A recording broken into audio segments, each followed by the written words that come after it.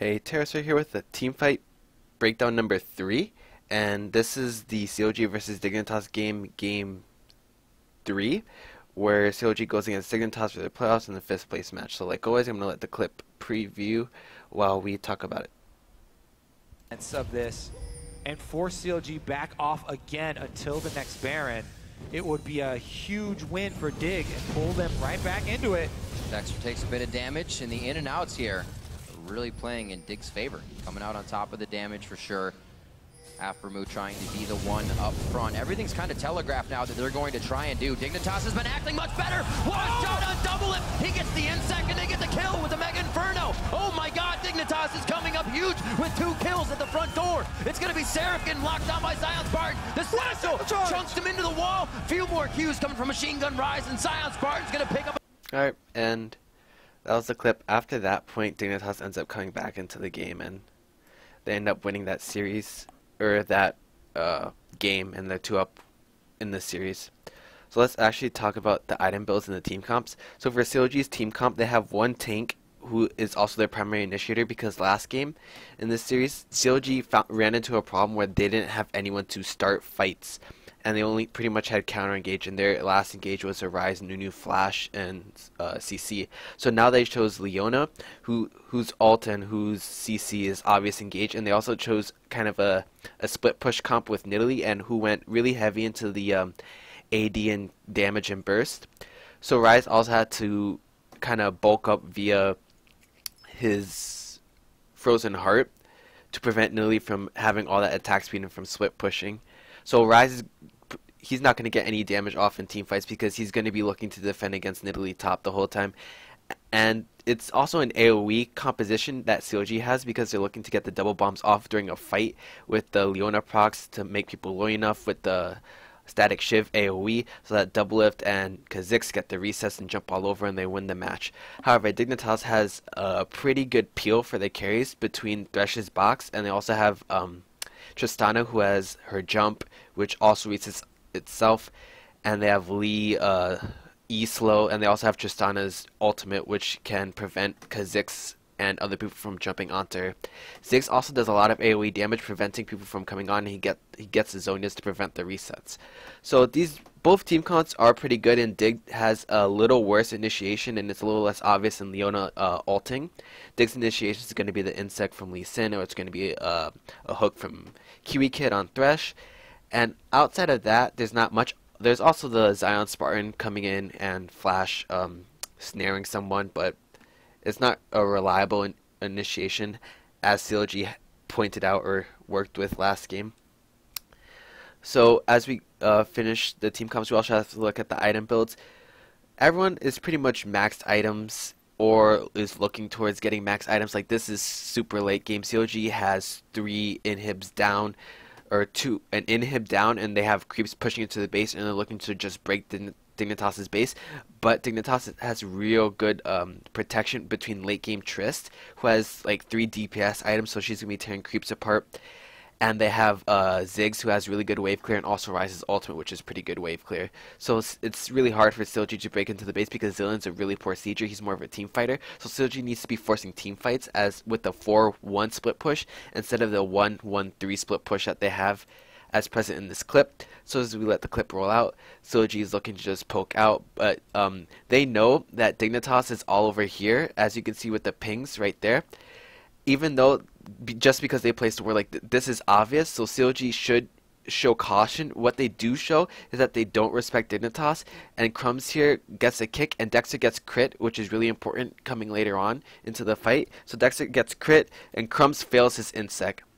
So Dexter's crit is going to be later on in the really important later on in the fight. Dexter fails his insect, and you can see the position of Shifter as he's right over here ready to poke and clear waves, but that doesn't end up happening because he has to go top. Zion Spartan is fighting Nidalee, and he's just trying to prevent Sarah from taking the whole base, and Link right here is not doing anything. He's trying to get the creep wave up to the inhibitor, but Shifter can clear that creep wave really easily with his ultimate or just a few of his abilities, so it doesn't matter. Link should be with the 3 people over here to help revive someone, or to help people get a person low. so that Dexter or Doublelift can get the reset. So Link is misplaying this fight really, really bad. Like, his positioning is awful. He ends up not doing anything for the fight. He ends up just running away. So as you let the fight roll on, they just clear out a few creep waves. Shifter goes to clear out all the creeps that Link works so hard to push mid, and he goes to harass top a little bit. And right here is also really important. I'll get to right where I want it. There we go. So three members from Dignitas aren't even close to this turret, so CLG sees it as an opportunity to try and take the turret. What should have happened is for Afromu to move, not only tank the turret, but he's tanking the turret and he's going to get crit by Cutie-Pie, who has 3 damage items, and he doesn't have that much armor. As you can see, he has no armor items. So Doublelift is going to be hitting the turret with his damage items, and Jinx is really good at taking turrets, so this is good on CLG. But Afromu should have moved in front of Doublelift to prevent Crumbs from getting the Q onto Doublelift, and Afromu could have stunned Crumbs as soon as he took the second part of Lee Sin's Q in. I'm pretty sure Afro has that good enough mechanics, but he doesn't do it, and it leads Crumbs to getting the Q onto Doublelift, and he goes behind Doublelift on the ward he previously placed, and Doublelift notices this, so he gets the Jinx traps onto Crumbs, but it's too late because that doesn't prevent Crumbs from kicking Doublelift back into the enemy team. Into Dignitas, actually, and Dexter should have moved up to try to get harassed on people and to prevent himself as a target, because if CLG loses Doublelift, they lose where a lot of their gold is on. As you can see, Doublelift is 7, 2, and 5 in a 14 kill game, so Doublelift has like ridiculous kill participation, and he was part of like 12 kills, whereas Link is the utility that he's not even present for. Link should have rotated bot. You can see all the pings instead of looking to help Seraph top lane. So Seraph is still trying to shove, whereas Link is doing nothing, so you have a lot of members of CLG not really contributing to this fight. Crumbs goes in, he gets stunned, he gets the insect, and also this is where I have a point in the fight. As you can see, Crumbs just got crit for 362 damage, and he also gets the isolation damage from Dexter, so Crumbs is really, really chunked.